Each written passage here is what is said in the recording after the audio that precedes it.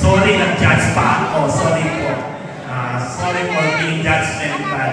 So, ako po ay tulad ng sinabi ni Father Victor, dahil ay misionero, kami ay parang smartphone nyo, mobile, anywhere. Yes po, we will go. Kaya April 6 officially, I'm moving to our Tokyo community.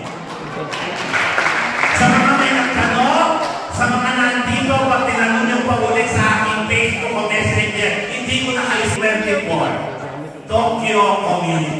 Yun lang pong sagot nyo sa mga magtatanong. Wala nang igit pa doon. Yun lang po. So, maraming salamat po. At babaunin ko, isa lang po. I will bring with me your love and I will stay with you with my love. Salamat po.